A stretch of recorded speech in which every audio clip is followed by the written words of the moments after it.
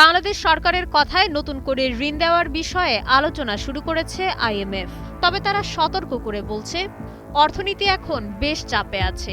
এর মূল কারণ হলো সরকারের আয় কম, ব্যাংকগুলোর অবস্থা দুর্বল এবং জিনিসপত্রের দাম অনেক বেশি। তার উপর মধ্যপ্রাচ্যের যুদ্ধের কারণে বিদেশ থেকে পণ্য আনার খরচ বেড়ে যাওয়ায় এই চাপ আরও বেড়েছে। আইএমএফ বলছে, ব্যাংক খাতের বর্তমান পরিস্থিতি বেশ উদ্বেগজনক।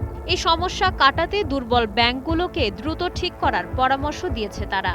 পাশাপাশি যেসব জায়গায় সরকারের ছাড় বা ভর্তুকি দেওয়ার খুব একটা দরকার নেই, সেখান থেকে টাকা বাঁচিয়ে গরিব মানুষের উপকারে লাগাতে বলা হয়েছে।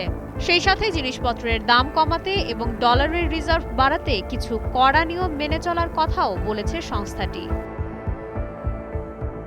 আইএমএফ সতর্ক করে বলেছে, সময়মতো এসব জরুরি পদক্ষেপ না নিলে আগামী 2026-27 সালে দেশের অর্থনৈতিক উন্নতি অনেক কমে যেতে পারে।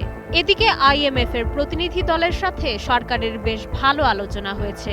আগামী কয়েক মাস নতুন এই ঋণের পরিমাণ আর শর্ত নিয়ে দুই পক্ষের মধ্যে চূড়ান্ত আলোচনা চলবে।